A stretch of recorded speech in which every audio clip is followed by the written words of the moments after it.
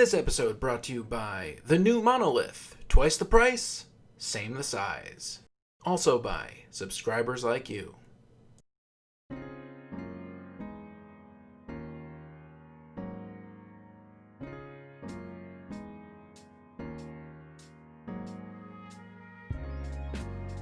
Hey everybody, and welcome to another episode of This Old 40K. Today we are making a Battle Nook. That's right, a book nook for Warhammer 40K, which I am calling a Battle Nook.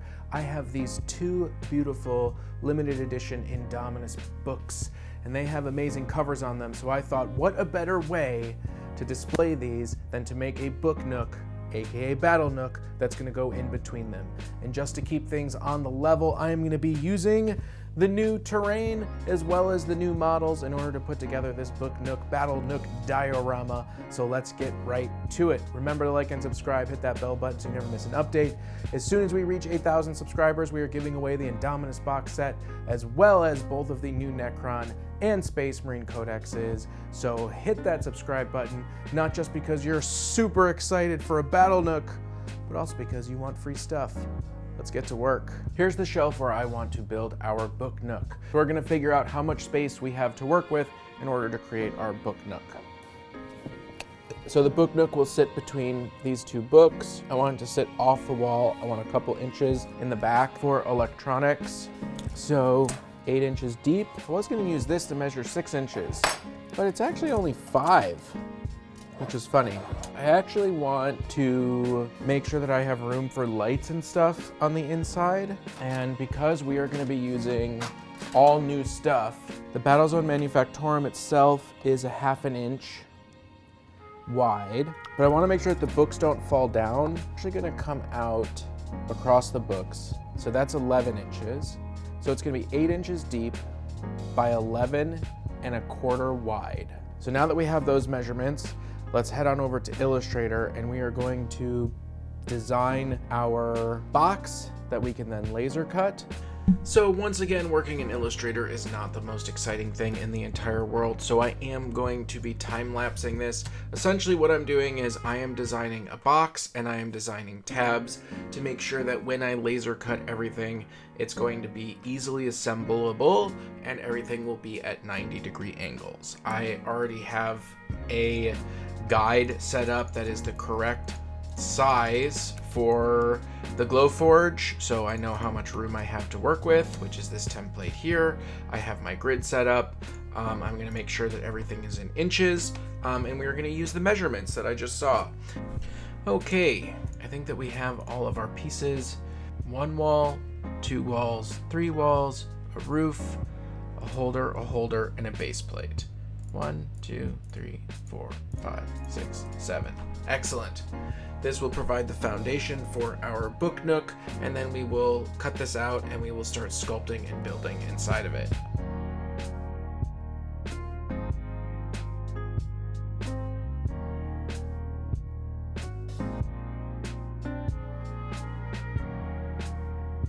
Here we have our pieces that are going to make up the box.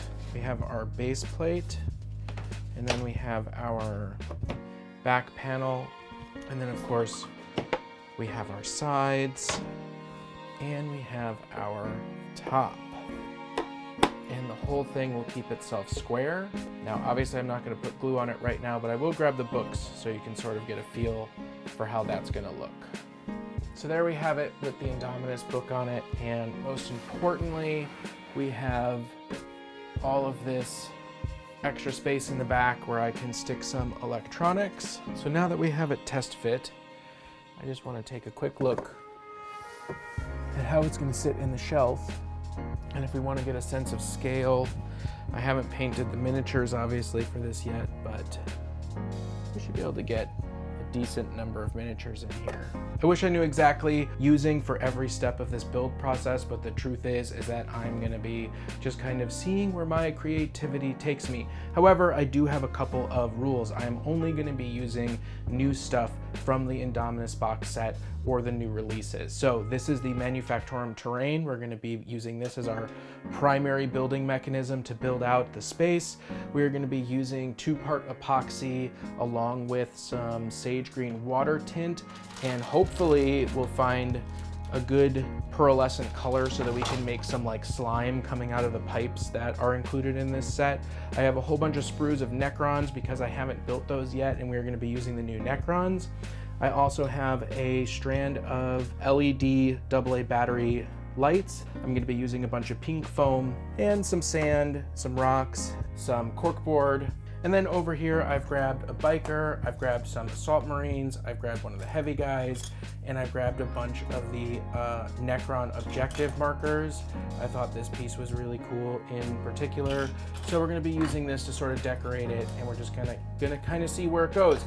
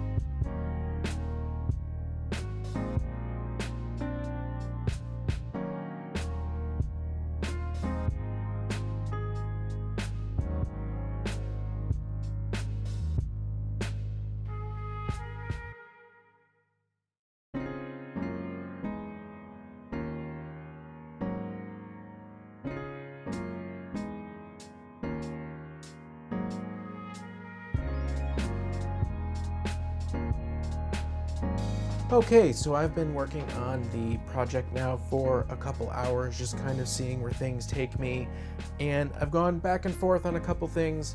For one, I realized that I needed a front plate, so I made this temporary plate. I decided that I'm going to laser cut this out of one of my like maple wood veneers so that it'll look really fancy when it's on the front, but I definitely needed this boundary. So I'm generally happy with the design. I've decided to sort of modify my original plan, which was just to use the new terrain set, and I'm going to be making some custom Necron pieces as though the Necrons are sort of bursting out of the ground and destroying things. I've tested the lights and I'm pretty happy with how the lights stand right now. I also made this like fully acrylic thing that I'm not too happy with. And now we're going to move into the next phase, which is sort of finalizing and finishing up the construction.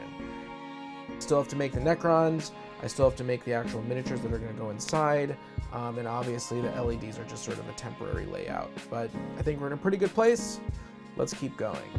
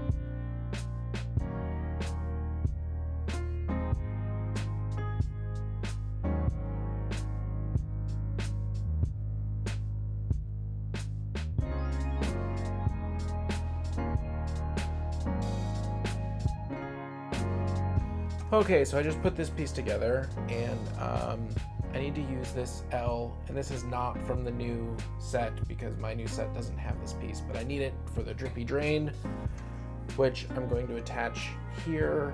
But I decided that I want to be able to put an LED behind it, so I need to cut this out, and I'm going to be doing that with the Dremel.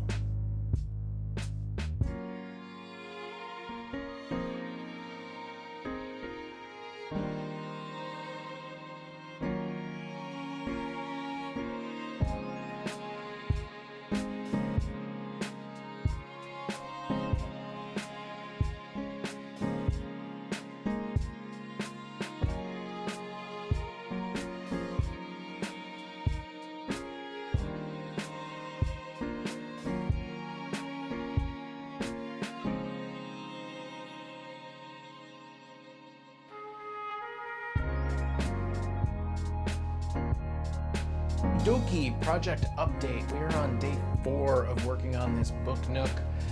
Last night we did some work live on the live stream. Specifically, we painted some inside pieces. I've made a bunch of decisions and I've changed a whole bunch of things around.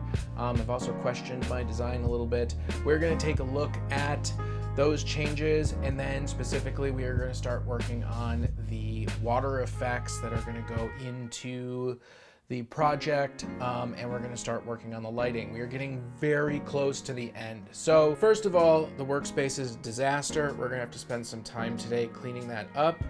I had a crazy thought that I wanted to make it so that you could see the Indominus book from the inside. This piece right here, if I lean this back, you should be able to see. I've decided that I don't like it, so I'm going to go back to solid walls on either side. I have all of the plastic pieces constructed, and I have a test placement for the lights. I'm really liking how that looked. I did have a problem because when I tried to glue this stuff on, you can see it gets yucky. So I have to find a solution for that, and I think that's just going to be, I'm going to use a very small amount of PVA glue in one corner to keep those on. I think that's going to be okay. And then the other decision is how am I going to do the background? I'm pretty sure that for the background, I'm going to spray paint black on the bottom, red in the middle, black on top, and then I'm going to hand paint in some like far off distant yellow to make it look like maybe the city's on fire. Right now we are going to be doing the water effects coming out of this pipe and running through this channel. I did design this so that I can just slide that part out for working on.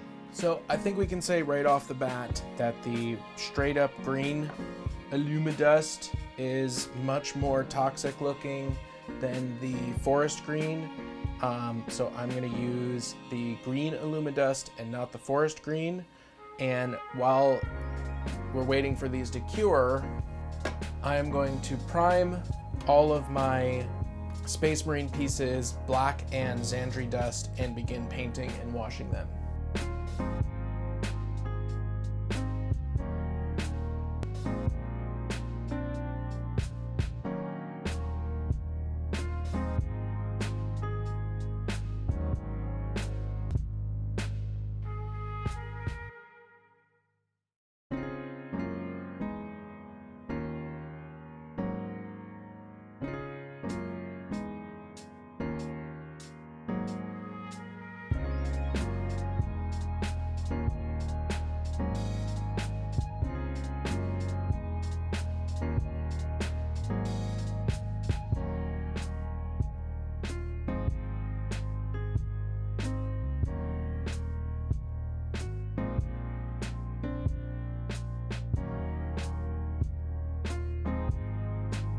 So I took one of the back pieces that I cut out incorrectly.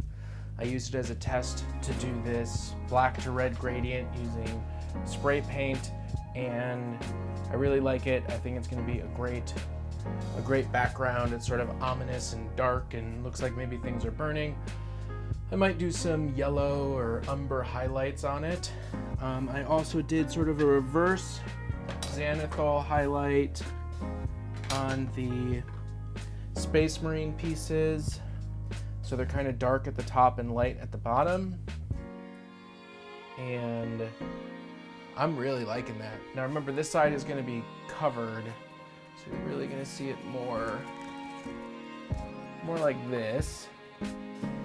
So I've made a bit of a change. I decided to make another wall, and I glued this Necron piece into this wall, and this is going to be the point at which the Necrons are coming out of, as opposed to using the Lich King side panel thing. I think this is going to look much better. Now back to painting Necrons.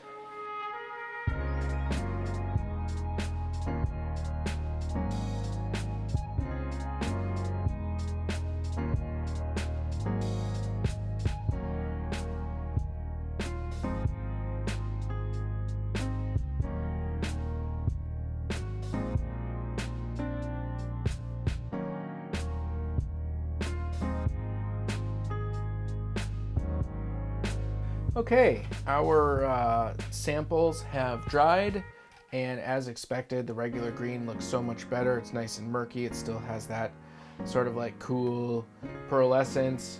I did test it on the foam, and guess what? It didn't melt the foam, which means we don't have any problems. We are gonna go ahead and we are going to get this poured into our model. Well, it's the next day and we got a lot of stuff done yesterday. We are on the home stretch, that's for sure. As you can see, we have a couple of our models already put on. All of our water effects are done. I need to remove this piece, and then we need to glue all of this stuff in, which is essentially gonna go like this. And then we can slide this in there, do the lighting. I did realize that I need to change the top so that it'll have the same look as the front. So that's gonna be out of my walnut veneer. That's a little bit of laser cutting that's left to do. But right now we are on lighting and final assembly. So let's get to it.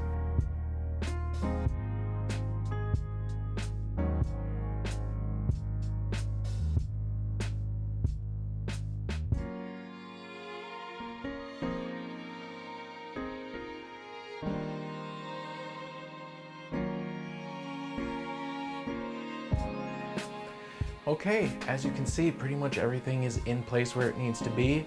I'm gonna slide that back out. I'm going to glue together my box. I just 3D printed my maple wood veneer top and bottom, and I'm going to insert the LEDs, and that should be the last part of this diorama. Whew, I'm nervous. I'm nervous to see how it looks when it's all done. So let's finish this up, shall we? Well, that was a painstaking process. I used just regular old clear tape to hold things in place. I used extra thick super glue in order to weld it, and I used kicker that I just applied 1 drop at a time in order to make sure it all sits properly. You might be able to see some of the strands. Hopefully all of the copper wiring is hidden by my design and I put them all in the right place.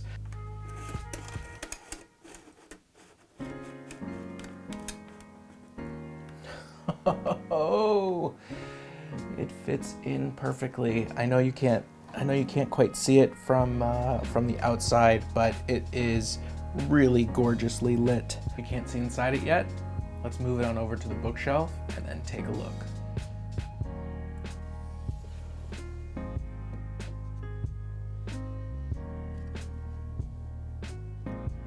Here we go, a look inside on the shelf. Absolutely gorgeous. We get that really awesome pop of the green. We back out. Clearly have the Necrons coming in from the side, with the Space Marines on the other side. Truly, truly happy with this project. Thank you so much for joining me on this build project today. I am so happy with my Book Nook. It looks absolutely amazing. It came out even better than I anticipated. If you made it all the way to the end of the video and you are not a subscriber, you should consider subscribing. Or if you want to take your patronage to the next level, check out our Patreon in the notes below, and we will see you, as always, on the table.